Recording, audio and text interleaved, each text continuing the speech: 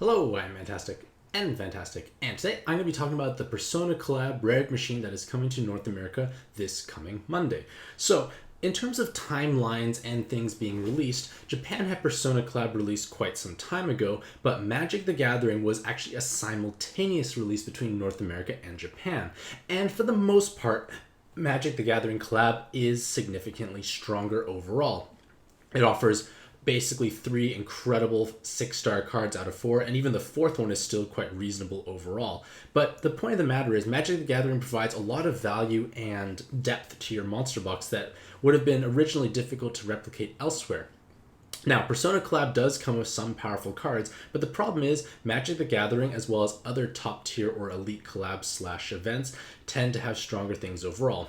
Now, that's not to say that this is absolutely terrible collab. I'd say it's more so middle of the pack. It's not exceptionally amazing, but it's not absolutely horrible at the same time. So, obviously, the decision of whether or not to roll should be based on your own individual needs, monster boxes, as well as love for the franchise or universe itself. So, as with any review, you should always take any points with a grain of salt, like there is always personal bias, as well as possibly some inconsistencies, just because, again, it's written by a single individual. So, the collab at a glance, there are 4 6-star cards, and they should have 2.5% rolling rate chances, which is basically the same as we had for Magic the Gathering, basically 10% chance at 6-star and 90% chance of a 5-star. And the cards are reasonably distributed. Like, there are 2 quite powerful cards in the event, but the thing is, they're not as amazing as other, like, say, S-tier ranked cards. Like, for example, Vraska, Nicol Bolas, Giara are all tend to be stronger overall as compared to Yuki and Ren. That's not to say Yuki and Ren are weak by any means. So, all the 6... Whoops. Oh! I have links in my articles.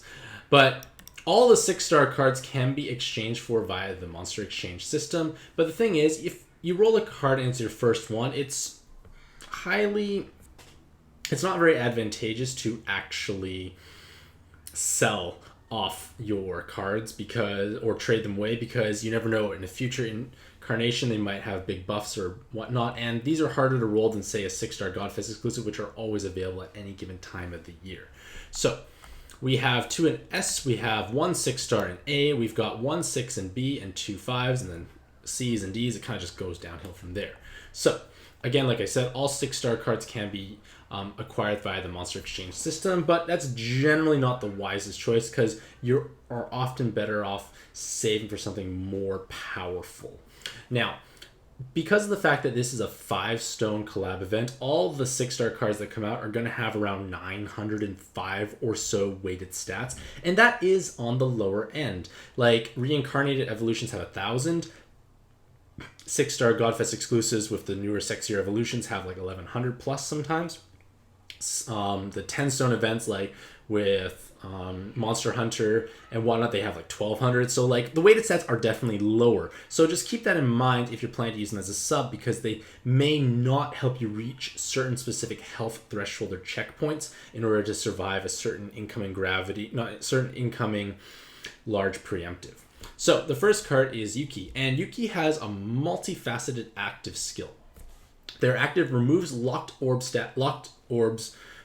Basically, it removes the locked status on orbs, so that is useful, and then it does a board changer afterwards. So basically, you can remove the locks and then change the board away. So that guarantees you remove locked hazard orbs. And the board is changed to fire, water, wood, light, and dark and heart orbs. So basically, all 6 elements. Basically, a Dark Kali style board changer with an orb unlock. So we're thinking Raijin. And then they also have a fire nuking component equal to the team's water attack times 50 to all enemies. So you have a Raijin active plus a damaging nuking component. And generally speaking, Yuki is mostly going to be used as a traditional card, not as a button farming option. It can be used as a button farming option, but the thing is, the opportunity cost of getting a Yuki is way too high to be a button farming option, and there generally are better options anyways that are more accessible. So we mostly want to focus on that Raijin style active skill. And the reason why it's 13 turns is because you have the Raijin plus the nuke. But thankfully, the skill charge awakening here will help kind of compensate for the longer cooldown and actually make it come up faster. Now, their leader skill is what makes them quite appealing. All attribute cards get 5 times attack, 25% damage reduction when attacking with fire, water, and light orbs at the same time, as well as having 3 times recovery and 3 times attack when hitting 6 or more combos. So, on paper, this looks exactly like Riku. We have the same with dual leaders, 225 times multiplier for attack, 9 times recovery, 43.75% damage reduction. And there is some color clause activation, but Yuki has no sub restrictions in the sense that they can use any type of card, and they have obviously significantly better awakenings as well as stats compared to Riku. The only advantage Riku has in terms of leader skill is the built-in orb movement time. But with that being said, we shouldn't look at Yuki as being a better version of Riku. We should look at Yuki as being something powerful that can pair with more options. Riku is somewhat constricted in what they can effectively pair with, whereas Yuki can pair with a wider variety of leaders. So that is definitely a strong point in themselves, because pairing for themselves, 9 times recovery is completely excessive. We don't need that much recovery. That's way too much. Like, you just don't need it. So that's why you want to pair it off with someone else to take advantage of their own multipliers to kind of balance out kind of this lopsided distribution, so to speak. So because this leader skill is quite flexible, it can pair with many different 7x6s, it can pair with other 6x5 pairings. And then you don't actually have to own Yuki. If you have the alternative leaders, you can just pair with a Yuki and you can still do wonderful things. Unfortunately, their cons are that they have lower weighted stats, which is going to be a common trend of any 6-star in the Persona collab. The tri-elemental activation requirements can harm your void damage penetration options. So again, it's probably not the best leader to use if you're planning to use VDP. It sounds small and nitpicky, but it's worth mentioning. Their active skill combines relatively 2 non-synergistic components, so that's why the cooldown's longer. So you, to a certain extent, want to build your team at least having rainbow activation so you can trigger in and tap into that skill charge. So, as I already mentioned about the active skill, it is like Raijin. Raijin's 8 turns, Yuki is 13. You're paying 5 more turns for the nuking component, which is usually worthless if pushing through traditional content, but the skill charge definitely offsets that. Now, as a leader, like by themselves, we should look at them by themselves. We don't necessarily want to pair with other Yukis. You get 15 times attack, which is nice, 25% damage reduction, 3 times recovery, and no typing restrictions. So you can use any subs you want. You can customize your team to the dungeon at hand. You can modify it as needed. And that is great and wonderful. Now, unlike Riku, you don't have to pair with himself. Like the future or 7-star Godface exclusive Richie, hopefully I'm saying that right, is a wonderful pairing. It's going to increase your overall multiplier and also give you this nice scaling component.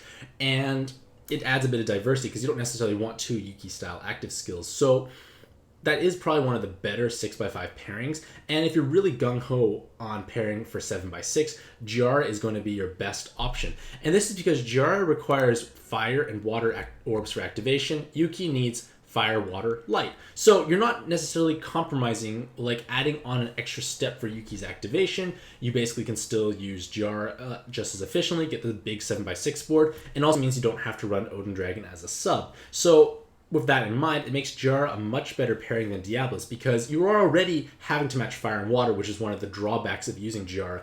So you can use her just as efficiently as Diablos in that sense because you're not really restricted by the colors any more than you normally would have been while playing Yuki with Diablos. So it gives you a bit more flexibility, and again, you don't have to run that Odin Dragon. You can bring in different subs, different actives, different awakenings to counter the dungeon at hand. The big draw, but lastly, the final drawback of Yuki is that their sub potential is kind of low. They have, like I said, low weighted stats. Their awakenings are all right, but the active skill is usually not that helpful for most other teams. So it would just be like a kind of like a lower class double 7 combo sub. Still powerful overall though. Next we come to a card whose names I'm not going to pronounce. Their active skill reduces enemies' defense to 0 for 1 turn. That's like a Balboa style effect. The end of the effects carry over from a sweep, and then randomly spawn 8 light orbs from non-light orbs on a 10-turn cooldown. Their leader skill gives you 2 times health, 2 times attack, and increased orb movement time by 2 seconds, and then 5 times attack when simultaneously connecting 6 light orbs. So it can kind of look similar-ish in a sense to Vraska in that like it is a high health multiplier card with a reasonable multiplier, but unlike Vraska, who is a much stronger leader than I gave credit to initially, this card here is nowhere near as strong by comparison. And that is because his activation requirements are significantly harder. 6 connected light means you obviously need 6 light orbs, whereas Vraska needs a wood and a dark to match. Well, wood and dark combo, which is almost always going to be on a given board. So she can always activate her damage multiplier component, whereas this card cannot on most cases. Furthermore, you probably want to start packing or stacking Row Awakenings to actually bolster up your damage, because you're only 100 times, not 144 times. And Row teams face a lot of problems. Like, they don't deal with resolves as efficiently because, well, they can't make the Column of Hearts, and the 3x3 box of hearts is so orb hungry. Like, you're just going to have so many problems. And then combo shields also become an issue at the same time.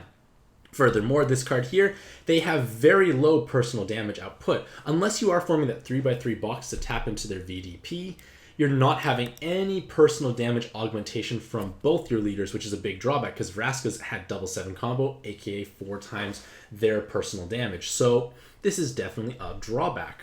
Now, they do have a bit of an advantage in that they do have at least enhanced heal of awakening, so the healing component is a little bit soft. But again, if you're not activating your damage on a consistent regular basis, the leaders are not contributing much damage, you are going to face consistency issues.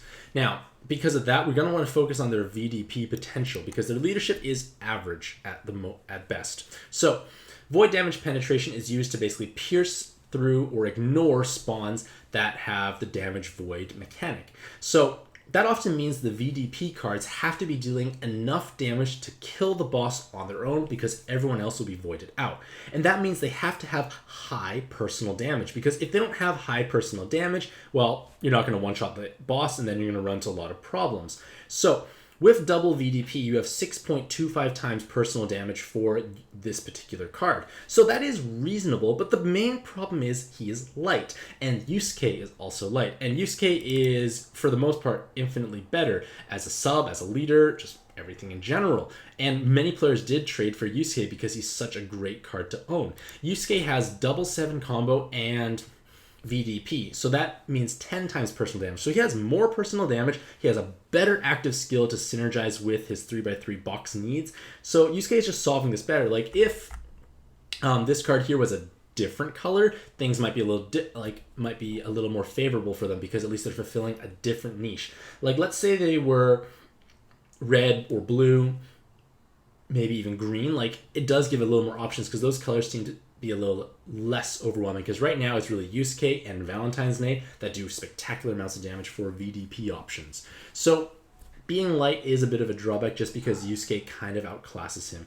And you generally wouldn't want to use this card as a sub because, again, no personal damage, and their active skill may or may not help the particular team you're playing through. Reducing defense to 0, we have guard break, we have incredibly high multipliers. It's kind of rare where we actually need to break their defenses, and they also can't have a status shield at the same time. But still a reasonable card overall. It sounds negative, but it's worth pointing out their drawbacks and flaws. And now we come to Ren. So Ren would have been incredible if Magic the Gathering did not exist, because this would have been the very first card that North America could have acquired that would allow you to inherit an Odin Dragon style bind and Awoken bind clear.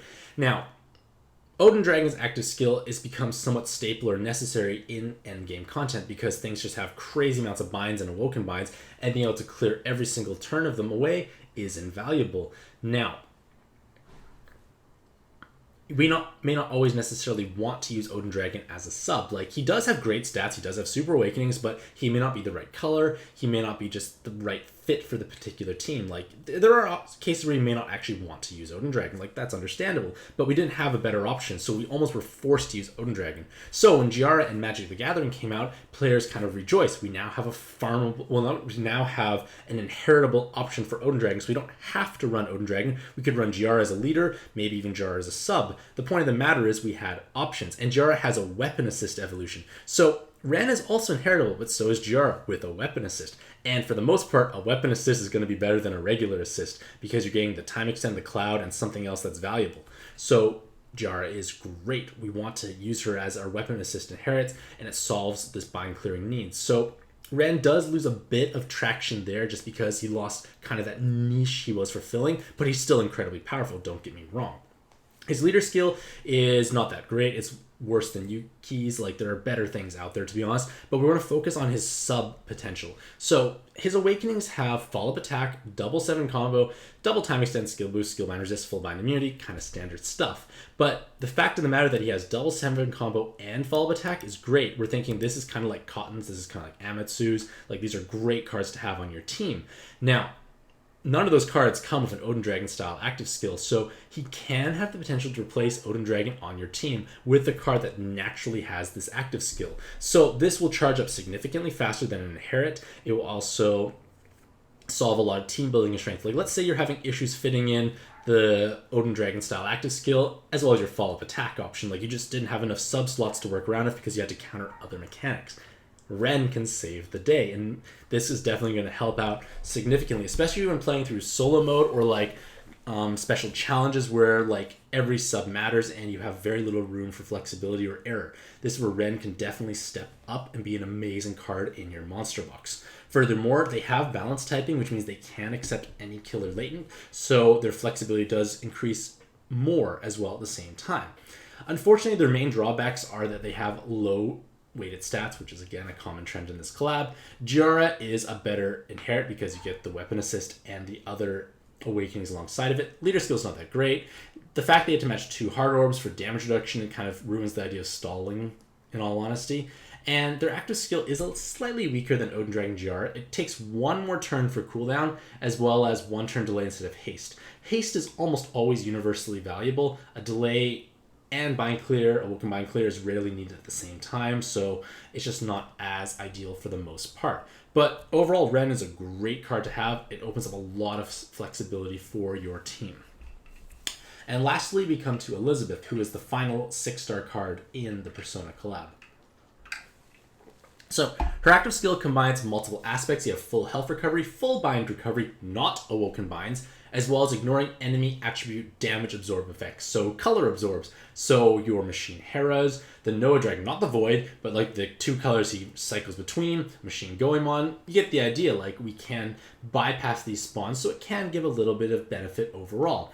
Furthermore, she doesn't actually alter or modify your board, which is different compared to other current color attribute absorb options right now available. So it gives a little bit of flexibility in case you don't want to tamper with your given board.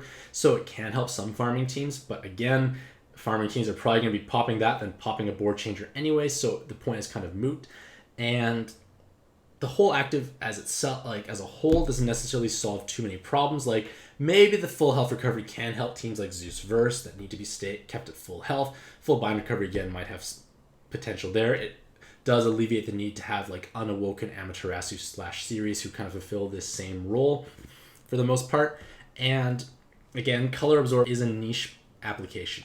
Unfortunately, as a leader, they are kind of outclassed by I can't say his name, but he's the dark card who scales off 5 connected dark or fire orbs, and he has a much higher multiplier by comparison than Elizabeth. So Elizabeth is left kind of in the background, like she's not as efficient, she has less flexibility, can't match off fire, she has to match off dark. Like she just still can definitely be a reasonable leader pushing through early mid-game content, but when you start hitting like late game stuff, it may not quite cut it because you have to form those L's, which can be a little awkward and cumbersome. It is a little orb hungry. Like it's just not the most consistent leader available. So she is, I feel, would be the weakest card in terms of 6 stars for this event. The one main unique thing she has going for her is the cloud resist, but remember, Giara's weapon assist gives cloud resist as well, so the need for cloud resist has kind of diminished at the same time. And now we come to the 5-star cards. So for the most part, the 5-star cards have terrible weighted stats, which is true actually for all of them. They have like 700-ish. So it's challenging to use them as a sub unless they're doing something truly unique. So we're trying to look at them as inherits and see if we can find value from them there. So the first card here is something's name I cannot pronounce, but they inflict fire damage equal to 80 times damage to a single enemy. It's not true damage, so you can't pass through super high defense spawns. Then you change light and jammer orbs to fire, and then dark, poison, and mortal to water on a 10-turn cooldown. So the nuking component is too weak for a real button in all honesty, so you're going to be focusing on the orb changer aspect. So the orb changer aspect is a double orb changer that effectively makes fire and water orbs while taking away hazards on a 10-turn cooldown. So this is okay, but the problem is it's a little longish because Erd and Weld give you a full board changer with fire and water as well as hard orbs, so you can heal and deal damage, which is much more important than just taking away hazards. You may not be able to heal because no hard orbs may be present, whereas Erd and Weld are able to basically give you the same hazard clearing as well as the healing potential. So this type of active skill has merit on Giara teams who need to match fire and water for activation, but it's a bit of a stretch due to the fact that Erd should have been reasonably common because she has existed for a long time and she was a former 5-star Godfest exclusive. Next is another card whose name I cannot pronounce, but their active delays 1 turn to all enemies, increase Skyfall's hard orbs by 15% for 5 turns. Not so great overall. However, their awakenings make them very viable, and that's where her main focus is, which is kind of the opposite trend of most 5-stars. She has double Devil Killer, and she can use Devil Killer latents based on her typings. So that means she can have more effective damage against pure devils than Chazelle, who has 3 Devil Killers as her natural awakenings. So this does give options for blue teams, especially against fire devils, where Chazelle will struggle more by comparison, because this card here has 4 times more effective damage than Chazelle against fire spawns, just because of the fact that they have color advantage. So it does give options for blue to have great devil killing potential, but again, it's quite niche and situational. She only has 1 skill boost, whereas Chazelle has 2. They have a 10-turn cooldown, so it's a little harder to inherit over top of them, but they do come with skill bind resist, which can help certain team builds. So again, it's not the most incredible card out there, but it just gives more flexibility and a bit more depth to your monster box, so it's definitely one of the stronger 5-star cards in this event. Again, another name I cannot pronounce. Why can't they be named Bob? But they provide 3.5 times attack for wood attributes for a single turn, and then remove Locked Orb status. Okay, cool. But the thing is, it's mostly like thinking, is this an alternative to Gemstone or Wise Dragon Burst Inherits? So, Wise Dragons give you 5 times damage with 2 turns haste on a 15 turn instead of a 13 turn cooldown.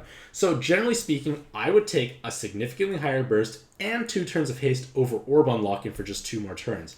Like, that's what I generally would prefer. So Wise Dragons tend to be superior in that regards. Gemstones have varying multipliers depending on how much of that particular awakening you have, but it's not unreasonable to achieve 3.5 times when you're running specific teams to accommodate those awakenings. So with that in mind, Gemstones also give 2 turns, not 1, so they are stronger as well. So for the most part, this card here would more so be a budget option for wood teams for damage augmentation, and the Locked Orb effect is kind of niche, generally speaking, because, well, the only real spawn I can really fathom where you need burst and orb unlocking is the Dark Metatron and Alt Arena and 3-player arena, but she gives you 2 turns anyway, so you can kind of clear the board as best you can, should get rid of most of the Locked Orbs, and then you should be able to finish them off. So I would really take Gemstones or Wise Dragons over them unless I had no other option. Goro Akechi is quite sad overall. They have 5% gravity and then water to light orbs. So this would normally be an absolutely terrible active skill, but there's one truly niche and truly specific scenario where it can be worthwhile, and that is against the Dragon Caller Ina, which is the purple one. She basically makes it so you have to hit 9 or more combos on your second turn or she one-shots you, which is a bad thing. So the 5% gravity does a little enough, like just a tiny enough amount of damage to slip under her threshold, so you know you don't get executed, but that's a big stretch to do. Like the only real choice, or real time you could truly make use of this is in a short dungeon where you know she's going to spawn and you don't have a plus combo count active and you're not using 7x6, which are much cleaner and seamless solutions to her 9 combo shield. So no real usage. Otherwise, I wouldn't use them as an inherit for the orb changer. Like you're taking away water, for instance, so Yusuke can't use it, and it's a single orb changer for 9 turns. Like we don't want that kind of thing lying around, in all honesty. Next is this girl here. She does 20 true damage to 1 enemy 5 times, so a total of 100 true damage, but spaced over 5 increments. And this has merits to some degree in the sense that they kind of resemble Riza Hawkeye because you are pinging multiple times for a small amount of true damage. So the damage voids from, say, the Dark Metatron Tamaja and Reincarnated Zeal can be easily slipped under and possibly executed at the same time. So Gives you some flexibility. Those spawns were truly troublesome. I wouldn't bring this card as an inherit unless you knew they were going to spawn and you didn't have a better solution for dealing with them. Zeal you can stall for 10 turns very easily. It's a great place to stall. Dark Metatron Tamaja is a little more lethal. Usually you want to kill it right away. So this can be a solution if you don't have a delay or not able to squeeze in a delay, because this is 9 turns, so it's reasonably easy to inherit. But other than that, not so beneficial. Like, it can't execute multiple, 5 pre-draws, 5 Tamajas, etc. But the thing is, the animation is slower than a true button, than say Raw. So for those kind of button farming, you want to use those type actives because the animation is faster. So niche application, mostly for Dark Metatron, Tamaja killing, as well as Reincarnated Zeal. And lastly, we come to Teddy. And Teddy has actually one of the most spectacular active skills of any of the 5 stars because they provide 25% damage reduction for 9 turns on an 11-turn cooldown. That's incredibly high value because you have very little downtime. But the problem is the great active skill is attached to what is essentially a lackluster body. You don't really want to run Teddy as a sub, so he's often going to be inherited on a card instead, and that greatly reduces the uptime and consistency of the shield. You're no longer going to be enjoying nearly 100% uptime. With a bit of haste, you have 100% uptime, so that is kind of a big drawback in all honesty. And 25% is not that amazing, but if you can get 25% reduction all the time, then cool things can definitely happen. But it's not going to be 100% uptime, and maybe you can say I'll inherit it on, say, Blue Cotton, get some stat transfer, and then at least the 5 plus 9, so 14 turn cooldown. Oh, I can't do math. 5 plus 11. Cooldown was a lot more manageable, so it's still okay, but maybe on teams like Nicol Bolas, where Cotton's base active skill is at least useful all the time, not a terrible option. You can make it work, but again, it's a small shield. It may not necessarily help you survive these large incoming hits, and if you can't get 100% uptime, is it really worth pursuing necessarily? It's hard to say. So, in conclusion, the Persona collab is reasonable overall, but again, it's just kind of falling behind compared to the other options that we have been introduced to. There are just simply stronger collabs and events at this point in time. But with that being said, players who are definite fans of this universe or feel that they can gain value from these cards should still be rolling, because we play this game to be happy after all. So let me know what you think about the Persona collab in the comments below. Do you think it's worth rolling in? And if so, how much do you plan on rolling? Hopefully all the Mantastic day. I wish you all the best of luck in your own pad adventures, and happy puzzling.